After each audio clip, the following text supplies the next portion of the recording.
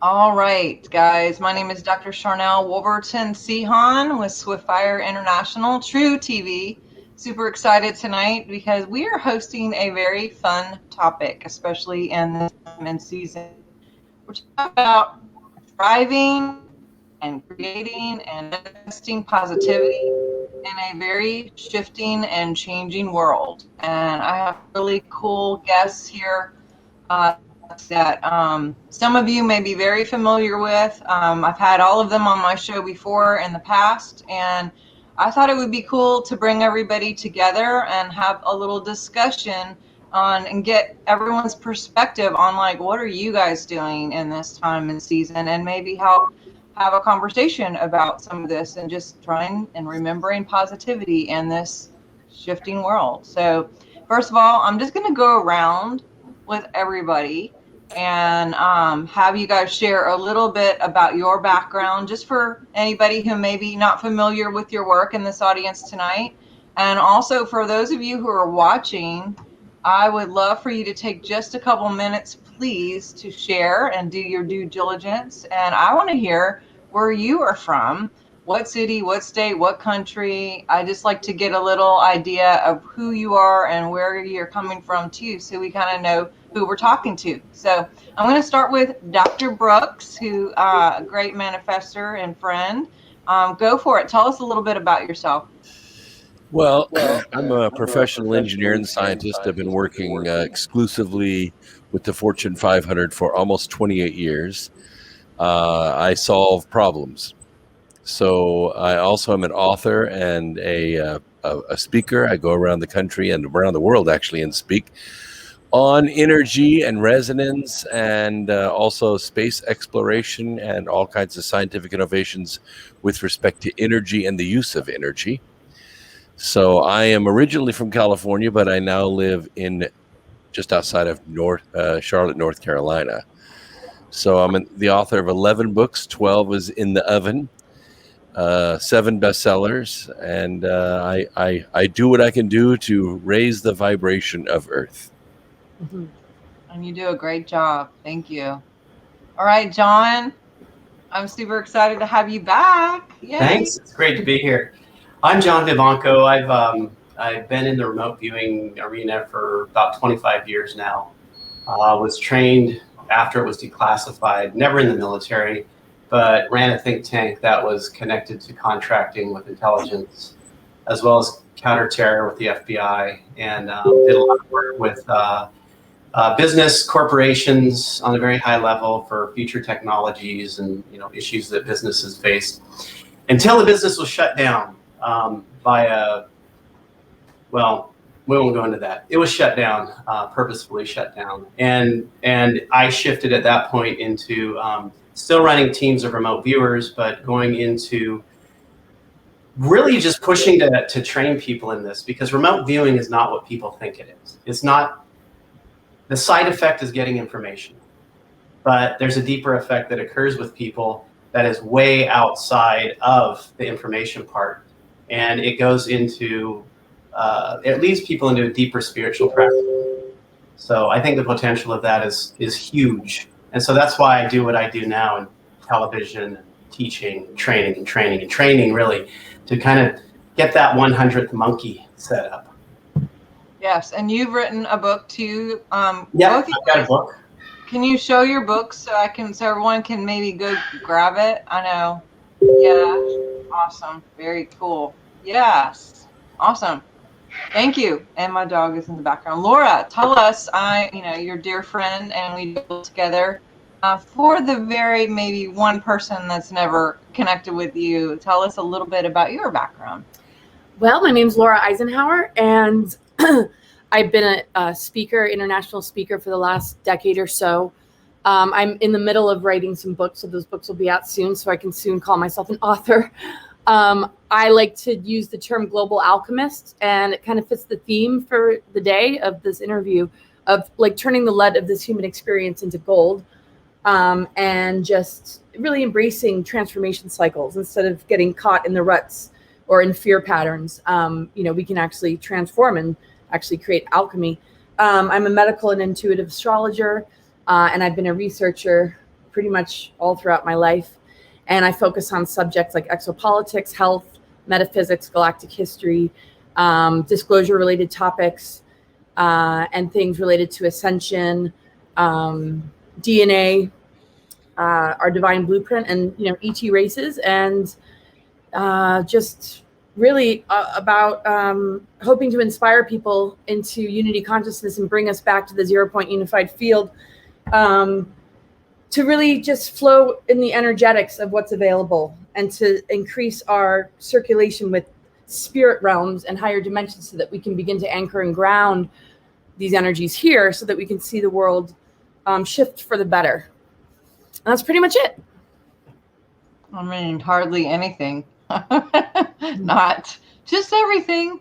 Yes, and for those of you unfamiliar with me, I am a naturopathic doctor and also a conference speaker. I've spoken in 44 countries, written 5 books now, and my latest is actually The Science of Miracles, which really does touch a lot about the subject that we're talking about tonight, but teach a lot of classes, do biofeedback and consultations and what have you. But what I really love is when we can address a lot of people at once, because when we can do this, like what we're doing here tonight, we can reach a lot more people than just, one-on-one consultations. And that's what I love about just the synergy of what we're doing here as a collective, and hopefully just activating some people who may catch this show and maybe get an answer or some clarity in the situation. Now, for me, Laura and I have talked about this for weeks, and what I'm getting a lot of feedback where people are feeling stuck. My dogs are barking. Sorry. People are feeling stuck right now. We're just in such a weird place, and well, I guess everything is perception. And what are some tips that you guys have in the middle of this to create our own positivity, no matter what is going on externally, and maybe even shift the timeline as a collective along the way? I'm going to start with Dr. Brooks. Well, the thing to remember is that we each are an individual soul address. So we, as a race, as a mortal race here on this planet, we make up a collection of consciousnesses on this planet, and we have a symbiotic relationship with the planet itself, with Earth itself.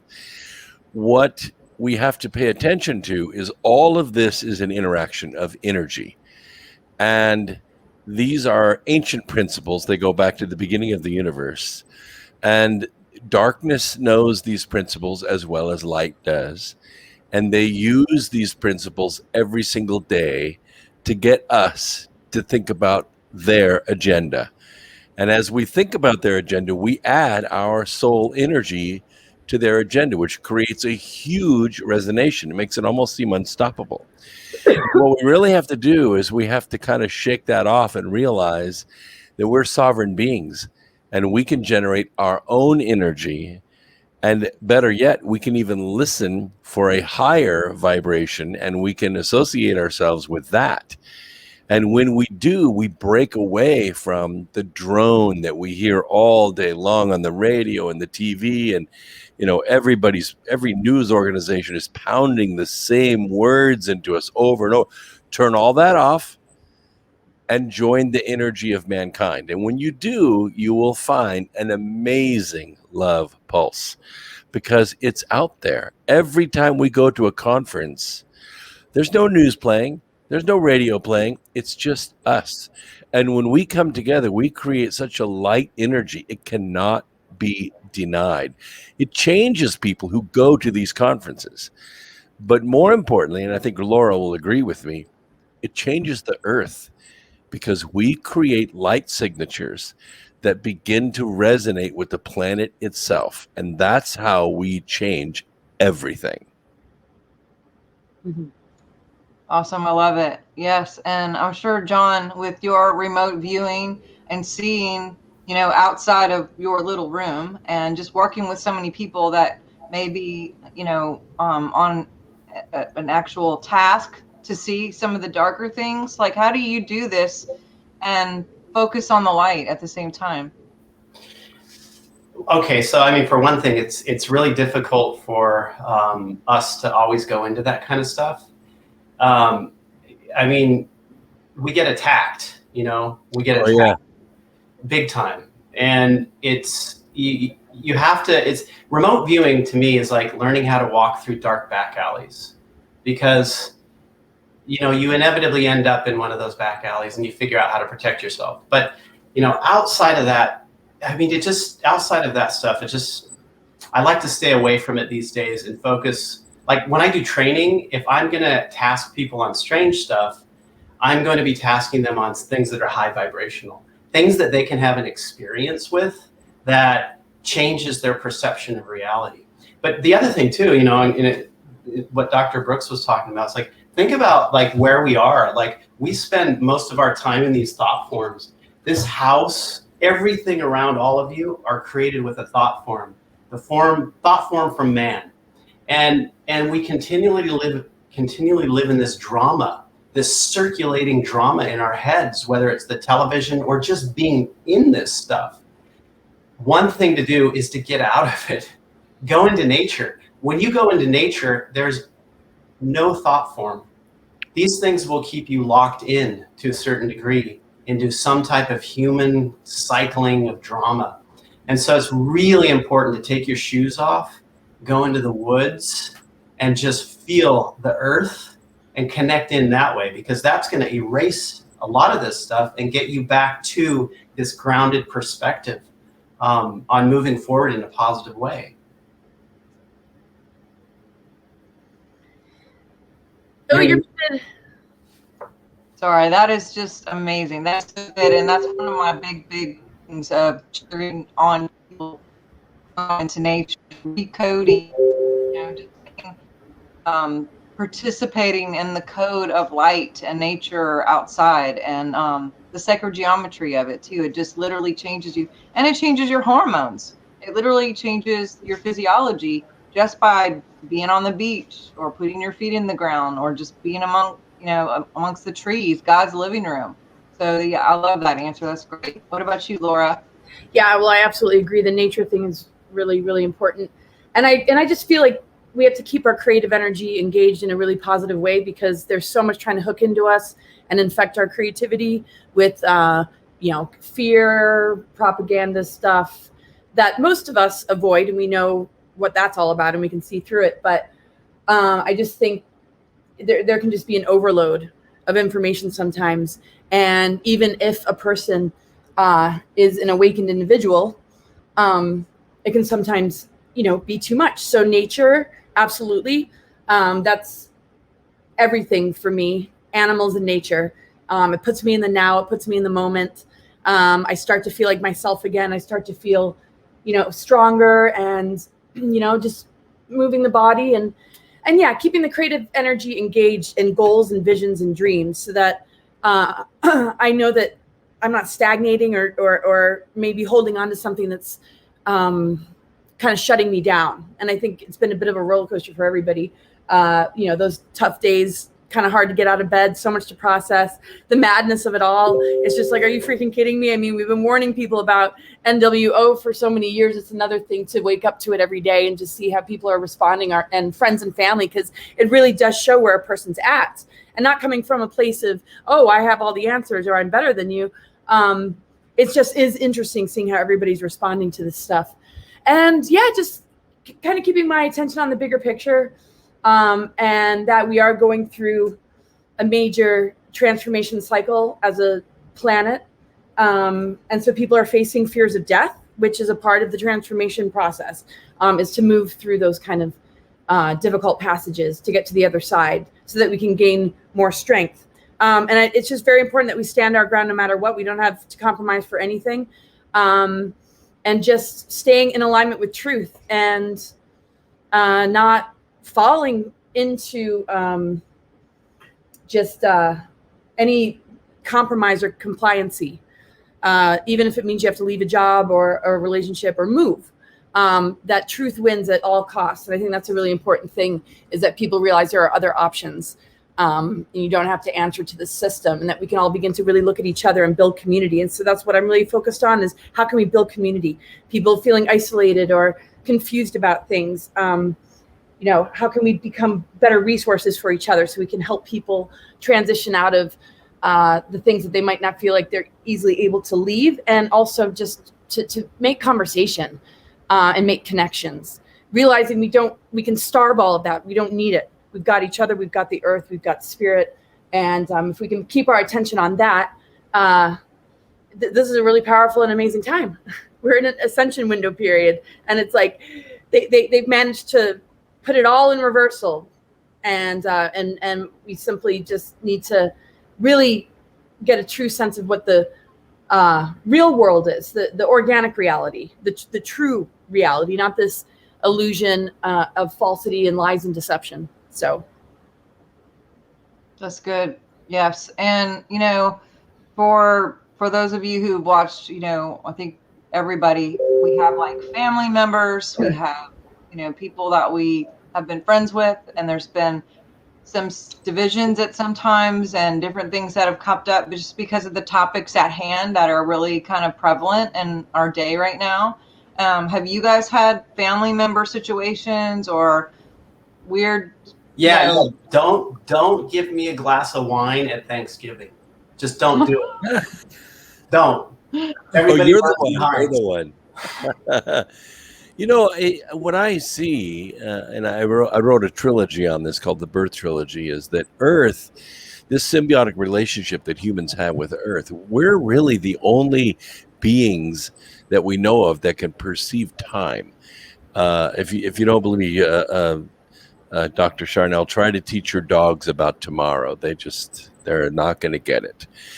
We can access time. We can access the future and the past, and we kind of consciously float through that.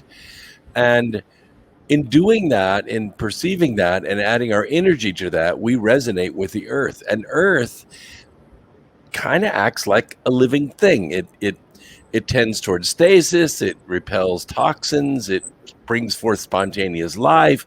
It is a living thing for all intents and purposes, and it has its own consciousness. And the scriptures say that when the more part of man chooses wickedness, the earth has this like allergic reaction. It spanks mankind with a tornado or a hurricane or an earthquake or a volcano, right back down to tribes, and they start all over again. But now there are about 8 billion of us alive on the earth. That's a huge consciousness signal. And about half of us are wicked, and half of us are, let's, for all intents and purposes, call it righteous. And Earth doesn't know what to do. It doesn't know whether to destroy us or release all its bounty to us. And so I feel like the Earth is splitting in two. It's dividing. And it was prophesied, the grand division. And what happens is the people that are gravitating toward the light or the higher vibration Earth, they're no longer perceiving the people that are in the dark or the lower vibrational Earth. And that's what we're seeing happen. Even to the family, we're seeing families split apart, marriages split apart, lifelong friendships split apart just because of this vibrational frequency. So don't be afraid. All of this is part of what's going on. nice. What about you besides the wine situation, John?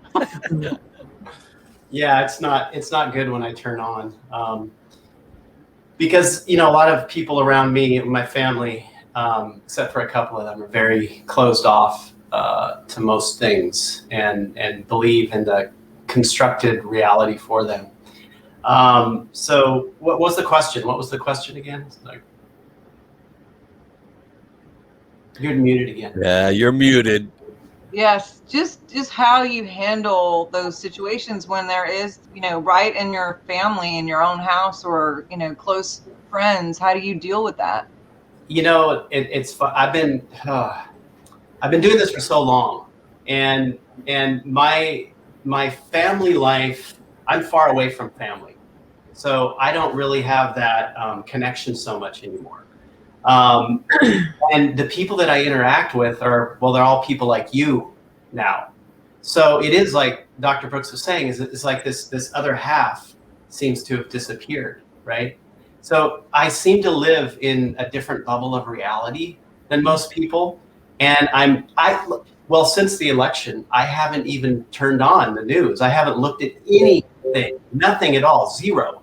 And it's really turned me into, I don't know, less cortisone person maybe, or cortisol, you know, the running through your system when you watch this. Yeah. So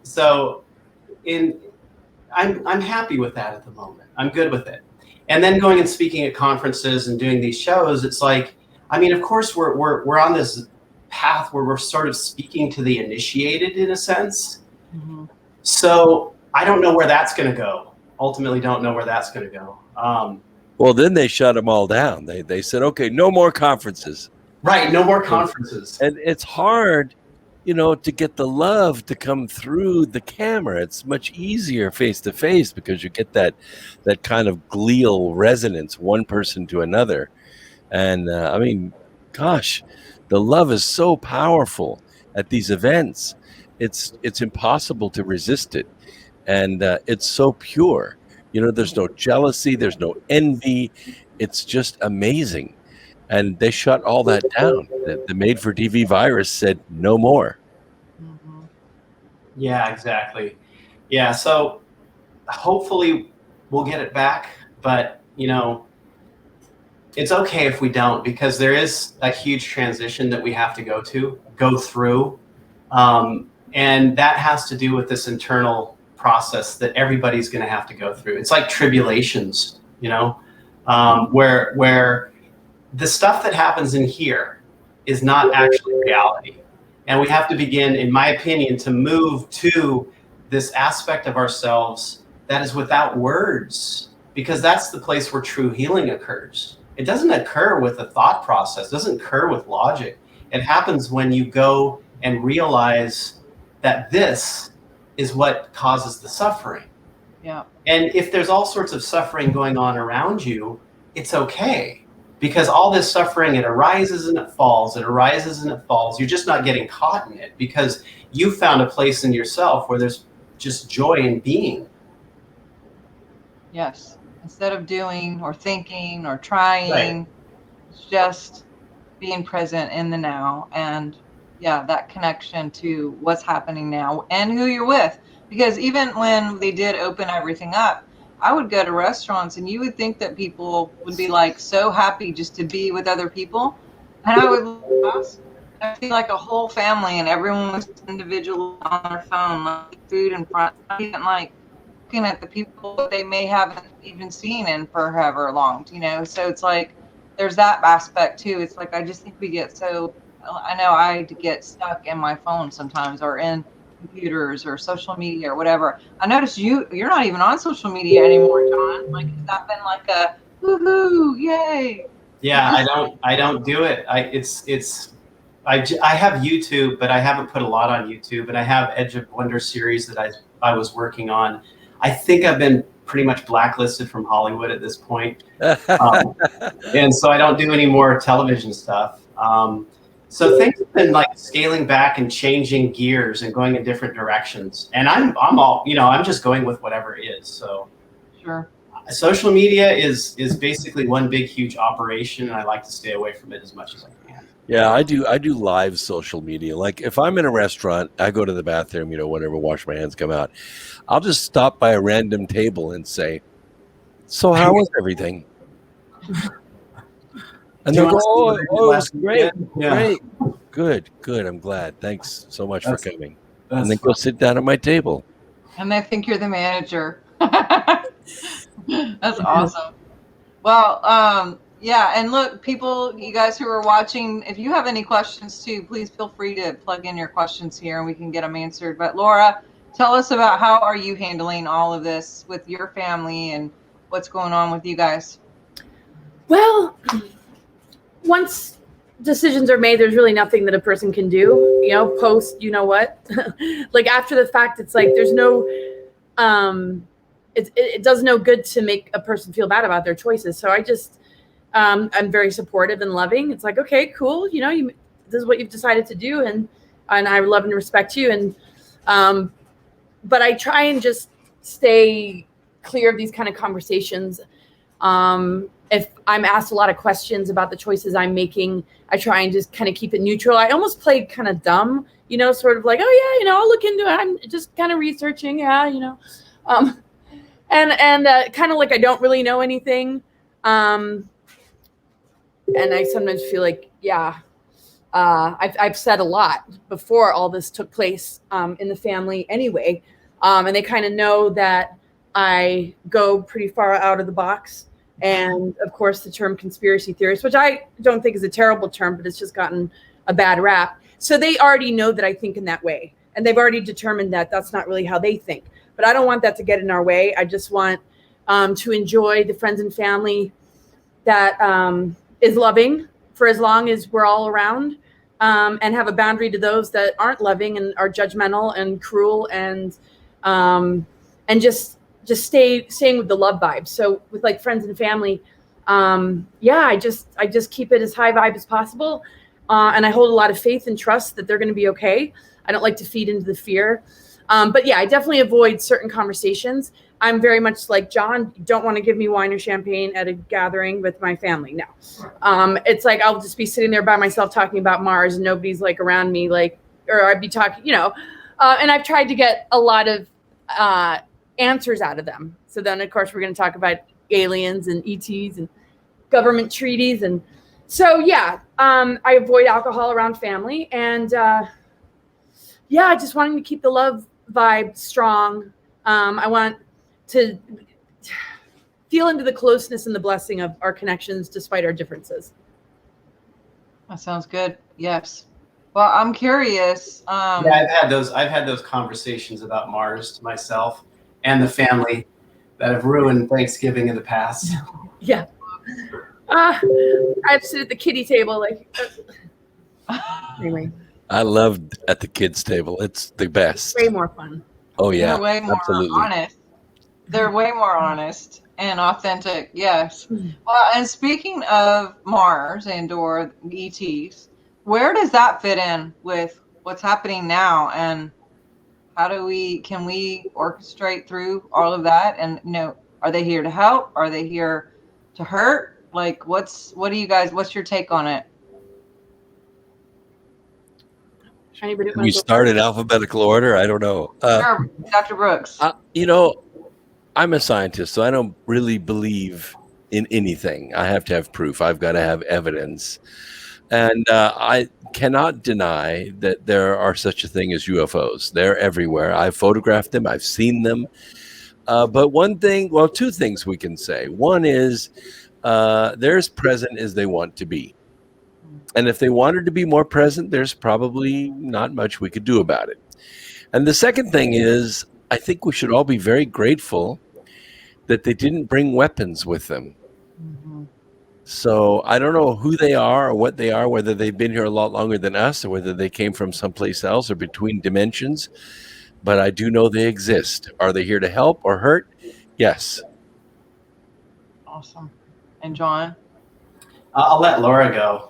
Okay.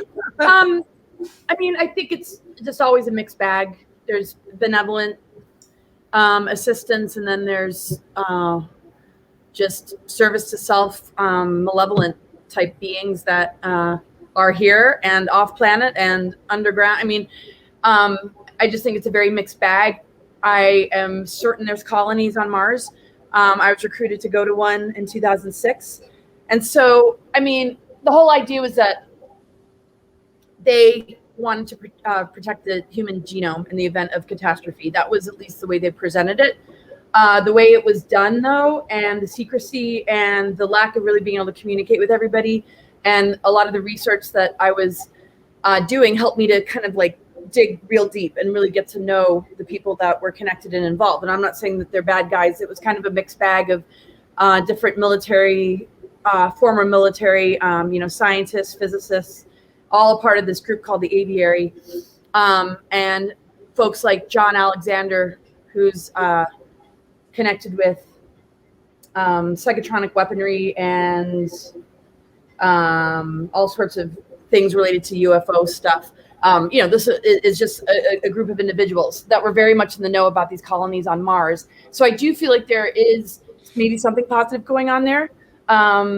But I think it's a very dangerous thing also, because a lot of times they present something as being very, very positive to try and talk a person into it. And then once you get there, you realize, wow, okay, this is not what I thought. And so, I think there's the galactic slave trade. There's a lot of slaves. There's a lot of battles and stuff going on. And Elena talks a lot, and other people talk a lot about what's currently going on Mars. And I'm not quite sure myself. But, I think we're going to go to the other planets. I feel like we're going to be able to come and go from the physical as we please. I feel like we're shifting from carbon-based to crystalline, and we're going to advance our human vessel so that we can almost be like a consciousness craft, and we'll explore these places. And I do feel like they have different vibrations. Like there's higher Earth energies, there's ascension energies on the planet that take us into a higher Earth. And I feel like all the different planetary bodies have different octaves and levels and different dimensional realities. And that's why that's also a mixed bag. So I feel like who we are and what we embody and what our frequency is has a lot to do with what we're interacting with outside of ourselves. And hopefully it will maintain connections with those that are more benevolent. And any group that's benevolent, I feel, aren't here to save us or do it for us, but they're here to help support the process. Because eventually, when we switch on this dormant DNA, we're going to understand that we're these higher dimensional benevolent beings, and we're meeting a greater galactic heritage and family out there. So we got to, really work on ourselves and, kind of just see what that draws to us. And I think very soon we're going to just have more open conversations about the realities of what has been going on that's been held in secrecy for so long. Yeah, totally. I agree. It's like if aliens appeared on a mass level, most people would treat them as either some type of enemy or some type of god. Mm-hmm. And really I think that especially if you get a higher vibrational type situation coming in. And I think that's a situation that's really dangerous, has happened in the past. And I think that is probably a part of the reason why any of these beings would be holding back, at least coming from a higher dimensional perspective, because it's time for humans to kind of grow up to it all. To all the information's out there. Okay, all of the disclosure that's happening now is absolutely ridiculous, because researching this stuff 20, 30 years ago myself, and coming to the conclusion that there's a phenomena occurring, and the government's been interested in know what the phenomena is. So right now, this is happening, and whoa, what is it? We better figure this out, right? It's ridiculous. So it's for a social engineering purpose. We don't know what yet. It hasn't risen to the surface, but I'm sure it will, and it's probably got something to do with alien takeover of the planet, maybe, right? Get people back into fear, because this place is controlled by fear. That's really what it comes down to. And as far as a lot of like what we run into with remote viewing seems to be we've got a lot of extra dimensional, but we also have this sort of like physical alien thing as well that transits from like a third dimension into a fourth dimension. And a lot of the technology and stuff that we see through remote viewing are them being able to manipulate space-time to move from wherever they are to come here, as opposed to just flying here, right? And Mars, it's one of those places that we have remote viewed specific things. And remote viewing, you always need to have a known in order to task from. We don't do these open searches because that can lend to some type of fantasies that go on with remote viewing. So we always want a known. Do we have a photograph? Do we have an experience of someone, et cetera, et cetera? And so when we look at some anomalous photographs of Mars and we remote view those locations, on a couple of those locations, we've gotten, like when remote viewers go into them, the viewers hear alarm bells. Like they hear like you've stepped into a zone, and they have technology to sense a remote viewer or a psychic coming in. that it Wow. sounds the alarms. And then the viewers get stuck in this kind of what we call a viewer trap, where they're sort of spinning and turning in these fractals while they're trying to get information that never actually goes anywhere. So it's the same with the moon too. Whether you're talking about Mars or the moon, you've got these bases that are set up by these ones that have been really intent on being involved to a certain capacity in human culture, and taking from humans. I mean, also think about the Earth. The Earth is a great resource. A lot of things here that can be used as beings travel through the universe, whatever. But a lot of them that are fully stationary here on the third dimensional level are not ones that you exactly would want to have as friends. Right. Yeah, I get that. I can see that. Because it's clear that science has made leaps that they didn't intuit. It wasn't one thing led to another. They were handed something whole and complete, and then they tried to reverse engineer it. It's kind of like when the Egyptians walked into the Nile River Valley and they saw the 3 pyramids sitting there on pristine white, no one around. Who built them? They don't know, but we assume the Egyptians built them. They don't have a clue what they were for. Yeah, exactly. So they're handed this whole technology and then said, here, reverse engineer this. They don't even know how it works. So what do? They spin off the first weapon they can find. Yep. And that's what we're dealing with. And you can see it in the science. You know, I've been around JPL since I was in high school. Off and on, I'm associated with people that live their lives there. And they made jumps, big jumps in technology that came from somewhere. It didn't come from somebody's dreams. Didn't come from someone's lab notebook. No, well, and talking about that, you mentioned time and you mentioned jumps, and there's different movies, because they have to tell you that are out there that talk about some of these like different dimensions or maybe multiple Earths happening simultaneously or different timelines that are going on. And don't you find it strange that Matthew McConaughey was in all of those movies? Wow, interesting. Well, I mean, I don't know if you guys have seen Man in the High Castle, but he also did Blade Runner and a few others. But I saw an interview with him that was, I didn't know that the guy, I don't know if he's still alive, the guy who did all this stuff, but he swears that he was writing these movies based out of living in these other realities and seeing what was going on and then bringing it to the surface and this timeline for us to see. So, how much can we do as individuals and or collective to jump timelines or create a new way for the new Earth architects that we are, and we can do a lot.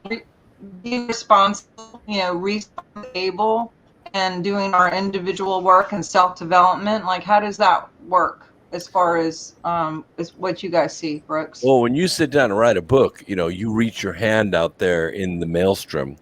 And some people have really good observational powers and record-keeping powers. They can come back with a clear idea. Others, they get mixed up by that, and it shows in their music and their art and their writing, and it's all disjointed because they can't make a clear observation because it is fifth dimensional. It's all times at one time, and it's difficult to pull a coherent thought out of it. And that's what wears artists out. It becomes more real than they are. And so I guess that's where a scientist has an advantage. I can go in and I can delineate, what I want. But I have to tell you, I am an observer. When I go there, I'm an observer. And when I'm writing, it's like I can see it. I'm just in the room recording the conversations. And that's why people call it the birth journey, because it just takes you. What about you, John or Laura? Oh, it's Philip Dick. Thank you, Matt. That's the guy who I was referring to. Go ahead, John.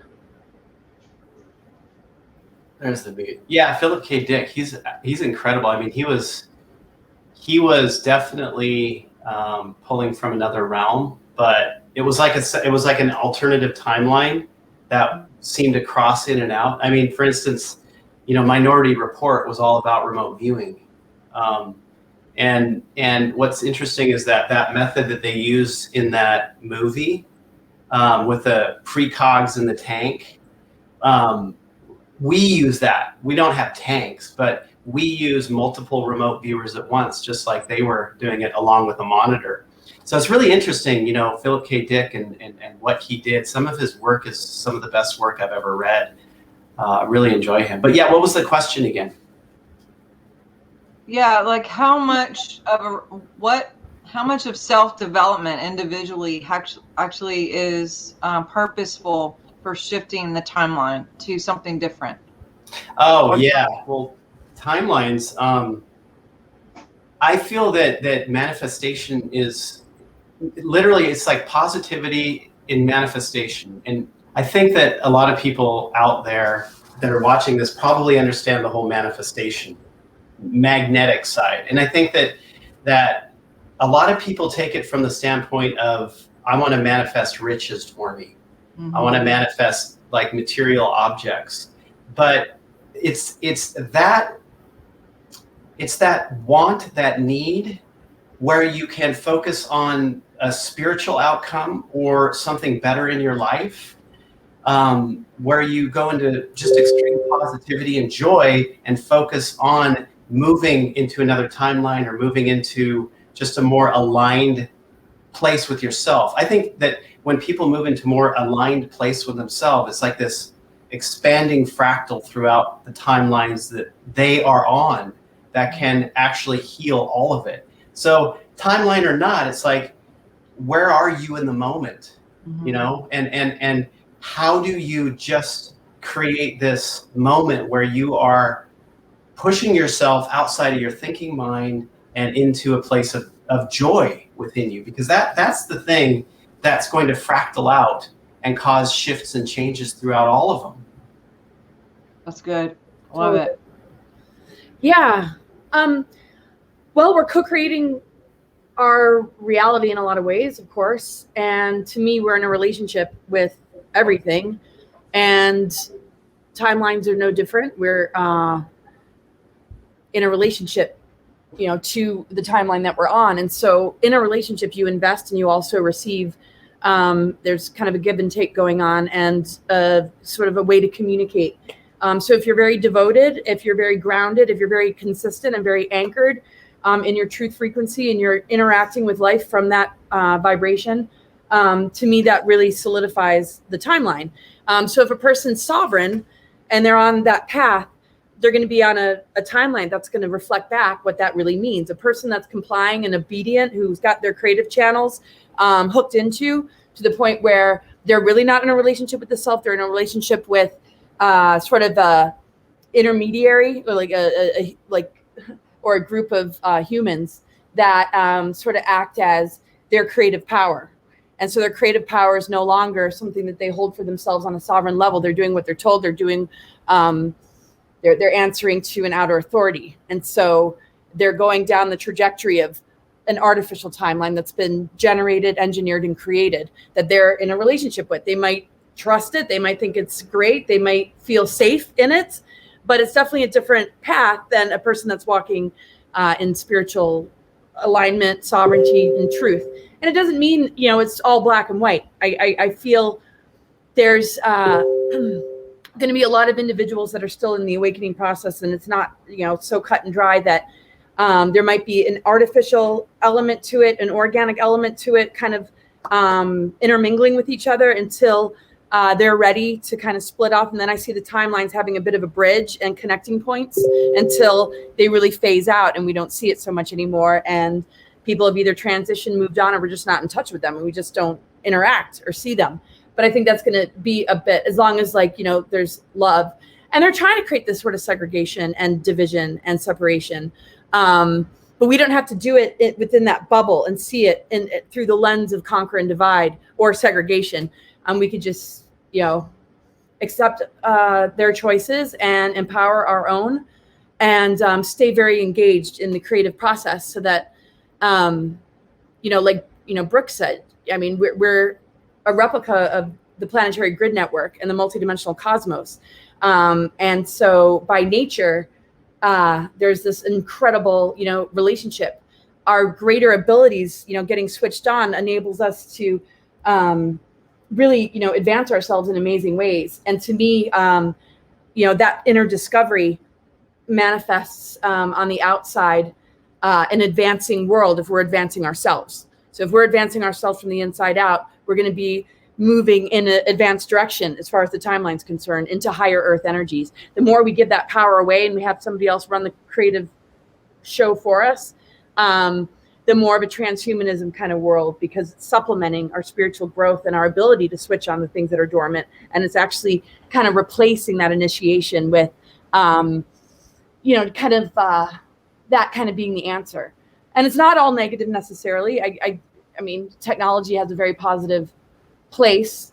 But yeah, I feel it's the consistency in what we invest in. It's a relationship that we nurture, and that we can just make healthy and experience like authentic true love with creation, instead of where we've been with just the matrix and these abusive relationship patternings with that matrix energy, whether it's addiction, whether it's materialism that's out of hand, or just being so locked into the personality matrix that you're not living on a deep level or finding soul family or soul mates. It's just very superficial. So yeah, I just see us generating it from the inside out. And if we choose to advance ourselves and be on that path, we're going to be moving into advanced higher earth energies.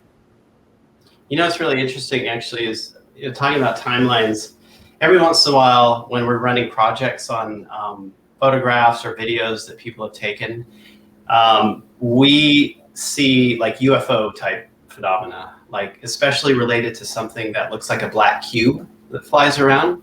We see, when we remote view this stuff, data comes back that is relating this cube type craft to removing sections or manipulating sections of timelines, or reeling things back and then overlaying another timeline.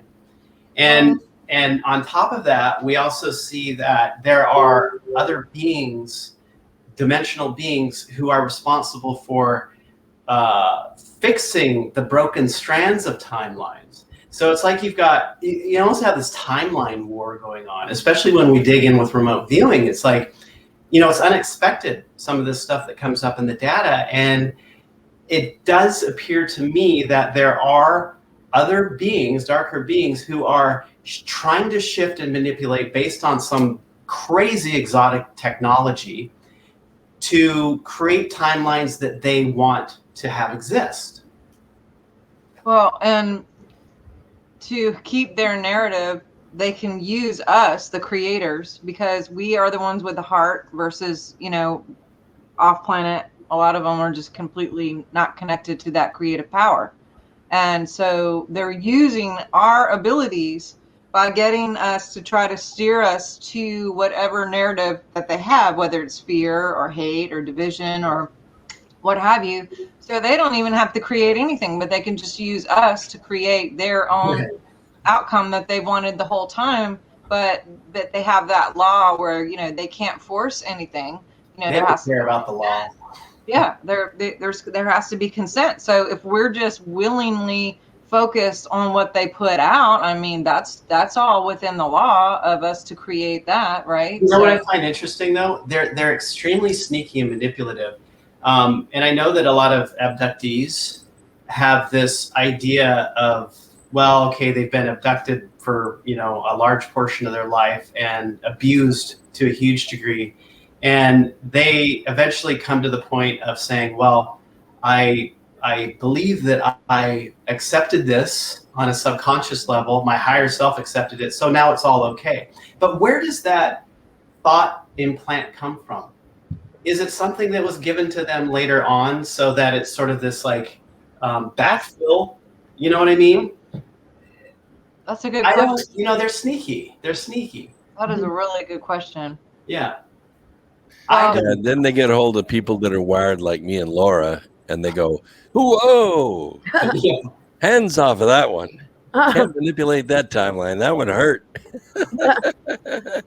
Well, I think what I'm hearing, and I know Laura's got to jump off here in a second. I think what I'm hearing the most as far as a collective on this group tonight is, somehow maintaining sovereignty in the middle of what's happening, and self-development. And I really do think that, regardless of being called a conspiracy theorist or whatever, it's just hilarious because it's really just a spoiler alert. Everything's coming out. That's the truth anyway. It just takes time. That's the difference. And, it's not like any of us want to be right. It just happens that we are. It's like, and a lot of people watching too. And self-development in the middle, mindset. Yeah. There's And a lot of people have to face the fact that not only is that going to happen, but they may find themselves living alone. Wow. Yeah. A lot of people will give up their sovereignty just for the free rent. They'll just do that, and they're not living. They're not alive when they're doing that. You might find yourself living alone, but you know what you're going to do very soon? You're going to meet someone else that's living alone. Yeah. There's been a lot of people I see in this last 6 months, a year, that we found there. Sure. There's new connections, and so there's this letting go, and then there's new beginnings. People are, I think, more aware of what they're putting in their bodies, what they're eating, what they're drinking, who they're spending time with, and for me, mentally, it's a moment to moment thing sometimes, That's sometimes all you should be having are moments, one after the other. Yeah. What do you think, John? Hey, Sharnael. Oh, yes. What is that? She got me this mug. Oh, that's awesome. Yes. New people, meeting new people and finding each other and staying sane, Yeah. I'm not like the rest of the people out there. I might be part alien in that I don't have a lot of human contact in general, even before COVID. So it's hard for me to say. I still wear my mask to now protect me from the vaccinated. So I'm not going to meet anybody. Yeah, I'll just say real quick. So any final words, Laura? I know you guys, I got to get off. I'll let her go first and we'll go around. And the question was just self-development, mental healing, responsibility. Yeah, I think we're creative beings. We're constantly creating. Are we creating from a vibration of fear? Or are we creating from a higher vibration of like love and wisdom? And it takes constant self-reflection and checking oneself and assessing where one's at to keep up the spiritual hygiene and maintenance, because we have to maintain. It's not like you arrive and then you just end up staying. So it's like a daily practice. It's like getting exercise. We clean our kitchens, we clean our bathroom. We have to clear our mental bodies and our emotional bodies and our spiritual energies. And so the maintenance part is huge, because as long as we're doing that, we make room for the best parts of ourselves to really be occupying our physical vessel. And we're in our center, and we're balanced, and we're grounded. And our ability to even create miracles, which you've written a book about, is that much easier, because we're not loaded up with a bunch of stuff and low density energy and things that like we might not realize we're trying to constantly medicate or contend with. So I'm doing my best. I wouldn't say I'm like, I wouldn't follow my example, especially in this last week. But I do my best. I do my best to maintain balance and clarity and be as pure as I can as far as what I eat and put in my body, and as honest as I possibly can with the process, so that people really understand where I'm at, and I don't put on facades, and I'm not fake. It's like I'm just all I can do is be myself and hold myself accountable to where I need to correct and do better, and also just keep myself engaged in exciting things. But I get rest when I need it. I'm learning how to do that and like really shut everything down. If I need to take a day off and not do anything, I give myself that permission, and I realize how important it is. And I just love really living on my own terms and being as helpful as I possibly can when I'm able to. And yeah, I want to, paint more. I mean, there's so much more I could be doing, of course, but I really feel like I'm on the other side of major mourning and just grief about the choices people are making, my concerns about those choices. I don't feel so like in a bad way. I was for a bit. I'm feeling my strength returning. So I'll kind of leave it at that. Awesome. And where can people find you? Because I know you got to get going. Yes. Link, website. Oh, yeah. Oh, wow. Okay. Yeah, my website's cosmicgaia.org. I have a new platform called Conscious Vitality, and I keep my website pretty much updated. So just, check that. Join my Telegram. And thanks so much for having me. And it's great to be with you guys. Awesome. Thanks for being with us. Okay. Bye. Bye-bye. Well, Brooks and John, if you could share any last words and where people can find you. Sure. The easiest place to find me is brooksagnew.com. Super simple. There's no ones or zeros or anything, just brooksagnew.com. Everything I'm doing, speaking, writing, podcast is on every Wednesday and Sunday nights at 8 p.m. We stream on 7 different platforms, so you're going to see us somewhere. And, we're, like I said, writing book number 12. Hopefully I'll have it done by Christmas. That's the plan. And we're just staying at it. Of course, I'm still working 70 hours a week, but we'll get it done. And you're getting a little bit of motorcycle riding in there, too. And absolutely. Two-wheel meditation. Seeing that. We're going to start some sort of thing. Wind therapy. I'm telling you, like Jeep, motorcycles, the beach, wind, boats. There's something to this. And my husband, and he's, what are you going to do? It's like a box in and charge $1 an hour. It's like, no, but there's something to do that, right? John, how can we find you? How can people connect with you going forward here? And any last words of wisdom and sage wisdom that you have? Well, I mean, I think that it goes back to just getting out of your head and going into nature to balance it all out. Ultimately, I think that's the most important thing. It's the easiest way. Nobody's going to sit on a cushion for 10 hours a day like I used to do. They're going to not do that. It's too much trouble, too much work, and everybody's got jobs these days. I don't know why. But going into nature will quickly release. Untangle. Yeah. You can find me at righthemispheric.com, and I teach classes. I've got a class coming up in September. I am on YouTube. I haven't put a bunch there recently, but I will start up again.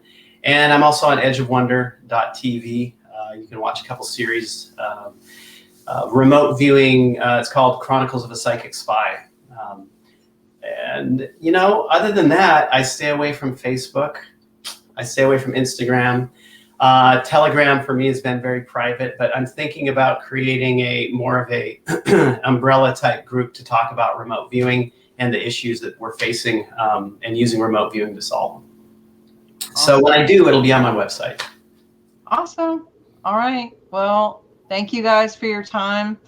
For those of you watching, you can go to swiftfire.org and find all my resources and get on the newsletter. Please get on the newsletter. That's a biggie, just because no matter what's going on or what's happening, at least we can connect and I can tell you where we're going to be next and what have you. But I love you guys so much and appreciate your time here tonight and all your work and your missions, and just thank you for keeping it positive. Thank you for your portion and helping the frequency of the earth, and all you guys watching too. You guys are very positive.